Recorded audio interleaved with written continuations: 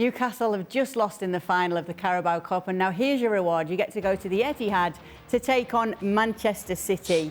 Just a look at the odds for this one, and once again, it is wins across the board from the panel. Everybody saying that City will win. Nadim, do you think that Carabao Cup loss will affect Newcastle? I think they were pretty much affected for the last sort of month anyway. I don't think they've won a league game since January 15th, so they've not exactly been in the best spot.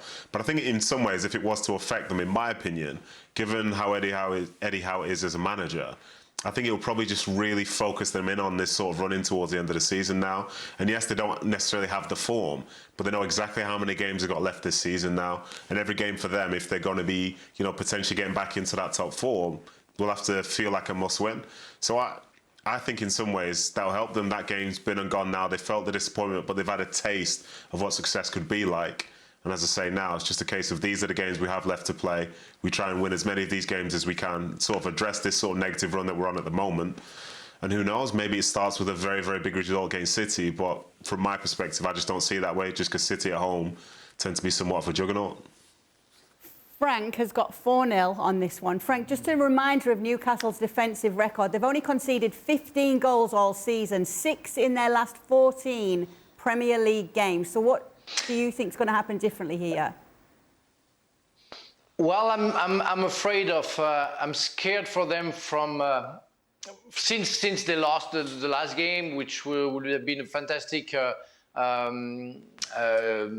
goal for them, and I'm scared of a disaster. In fact, I think the decompression after the loss could be huge, and what makes Newcastle very good is the fact that they all play together, they fight together. Maybe sometimes the football is not the greatest, but we are in the ancient or the old way of playing football, where it's always about the spirit. But after the loss of a big game against Manchester United last week, I'm just afraid that they don't find the spirit back and the mood that they need to beat or to fight against Manchester City. It's why I put the 4-0, because I'm afraid of a complete disaster. Newcastle fighting for that top 4 spot. Why have you got that? I get the feeling the dam's burst. As far as defensively is concerned, Pope's going to be missing again, right? He's going to be suspended. You've got a defence that, as I said, the dam's burst. I get the feeling. And you've got a team that going forward that was scaring the opposition because of the pace and the quickness and the desire and the finishing and everything that was good about attacking teams has disappeared. I mean, it's disappeared. It's not that they're not even making chances and missing them, really. They're not the same side going forward, and defensively, I think they're going. I just don't see them defending the way they did in the first part of the season. So I've said 3, but I think it could be 4 as well as Frank.